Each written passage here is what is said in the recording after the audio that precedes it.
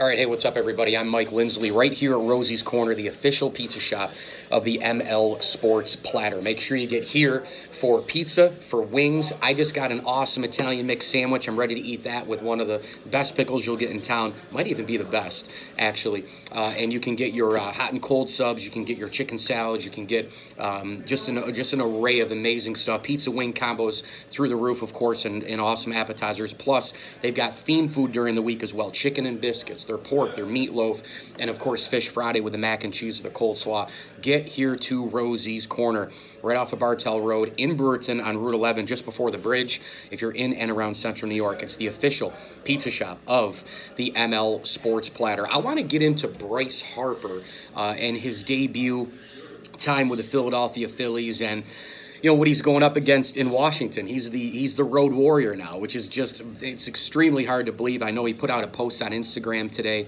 that was basically saying how he grew up in Washington and how he the first this, the first that was all in Washington, and he'll get some boos because remember, he said no to a large contract with the Washington Nationals, and he signed for about 25-ish, $30-ish million more.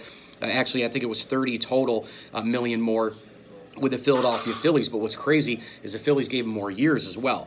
So they got him on the cheap in terms of per year. They're going to pay for it at the back end like all these albatross contracts. But Bryce Harper, it wasn't like he took $100, $150, $200 million more, to go play somewhere else, which I think is going to rub the fan base wrong, not as well, even more. It's not going to rub them the right way in Washington, that part of it. The fact that Bryce could have taken a lot less money to go to Washington and continue to try to build a winner.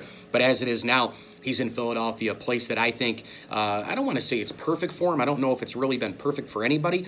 But Bryce Harper, clearly, in order to make this work, he has to win. He has to win at least, I think, one, maybe two World Series in order for him to go into Philly sports lore for the history of that city. You think about the winners of that town. You think about Julius Erving. You think about Moses Malone. You think about Bobby Clark. You think about Bernie Parent.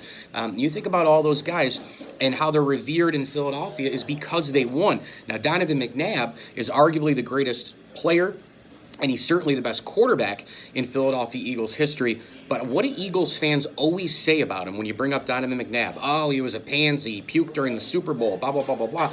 I go the other way on that because when you look at Donovan McNabb, they went to the Super Bowl, and the front office most of the time when they were in the NFC Championship games or winning the NFC Championship, they didn't spend enough money up to the top of the cap in order to help Donovan McNabb out with extra offensive weapons. Sure, they would bring in a T.O. Sure, they had great defensive players like Troy Vincent and Brian Dawkins and company. But the flat-out reality is Donovan McNabb probably didn't get the benefit of his front office spending as much as they could to help him. In addition, you look at, Bernie Parent, you look at Bobby Clark, compared to them, look at Eric Lindros, look at Jeremy Roenick. While they might be somewhat beloved players, Ron Hextall, when you look at those type of players, sure, the Flyer fans probably love them, but they aren't at that next level because the other guys won Super Bowls or won the championships. Look at Nick Foles with the Philadelphia Eagles. The Eagles fans right now are just all over Nick Foles. They revere Nick Foles more than even Donovan McNabb, and Foles had a much shorter career with the Eagles. But look what he did. He won a Super Bowl. He came back when Wentz got hurt again. He led him to the playoffs and a playoff win over the Chicago Bears. You got to win if you're Bryce Harper. Fairly or unfairly, you got to win at least one, maybe two World Series.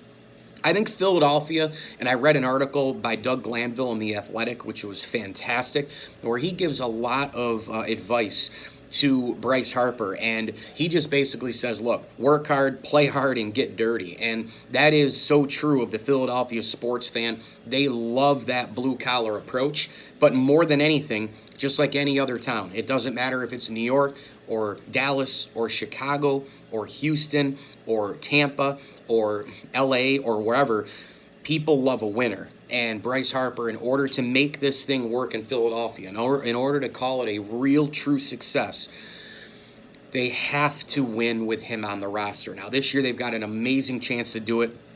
year after year after that. They've got a team that's built in nicely. Aaron Nola signed long-term as the ace of this team. They brought in JT Realmuto. They bring in Gene Segura. They bring in Andrew McCutchen. And they bring in David Robertson in the bullpen to help him out there. And obviously the big splash was Bryce Harper. There was talk, John Middleton, one of the big partners in the Phillies front office in terms of ownership, there was talk that they were going to, spend stupid money. It turns out that they did spend stupid money, but they didn't go out and get both Machado and Harper. I had no doubts that they were going to get one or the other, but this whole thing with Bryce Harper now in Philadelphia, he looks amazing in a Phillies uniform. Now he goes at Washington. He got the ovation, the standing O when he went out to right field at Citizens Bank Park on opening day. He went hitless, of course, and got some boos. So welcome to Philadelphia, Bryce Harper. That's only natural for them to boo you. You could have gone 3 for 4 and with a strikeout, and that one out and that strikeout, they would have booed you as well. But that's just what they do. So now Bryce Harper seems to have settled in after opening day. The jitter's gone, all that other bullshit, and he goes right into it, and he hits 2 balls to the moon at home since that opening day game against Atlanta. Now they're at Washington. It will be fascinating to see how he handles the first series as a road player, as a guy who's visiting his former home, his former team, his former teammates, his former city, his former fans. It's going to be just remarkable to watch.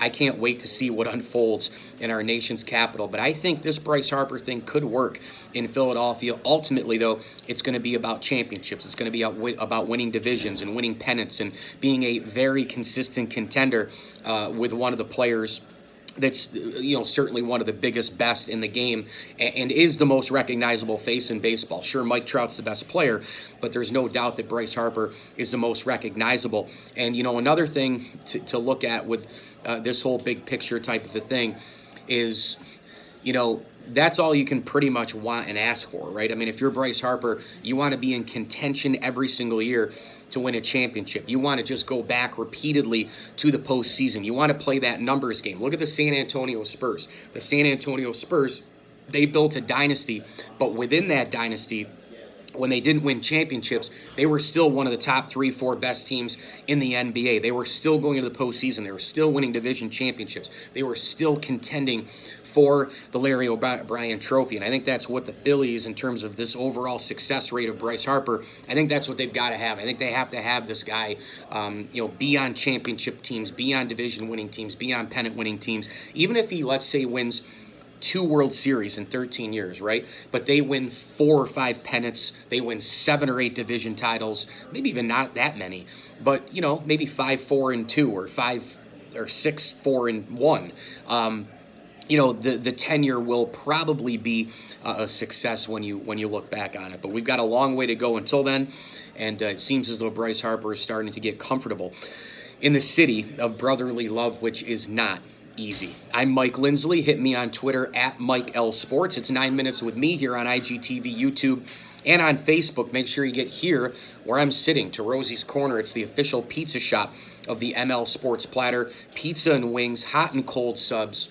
Theme foods during the week like Fish Friday, pork. They've had the meatloaf going. They've had chicken and biscuits going. Get ready for that menu change for the spring and summer. Their ice cream truck is going to be open pretty soon as well when the nice weather hits. So get here to Rosie's Corner. They deliver. They're now available on Grubhub. And how about this? Gift cards are always available. Get to Rosie's Corner. Jason, Jody, and the gang doing an amazing job. Also, don't forget to download, subscribe to my podcast. Leave feedback for it and a 5-star review all over Google Podcasts, Apple Podcasts, and Spotify. We're also available on the Podbean app and Stitcher, as well as Tumblr and YouTube. Thanks for watching 9 Minutes with me. As I always tell you, enjoy the games.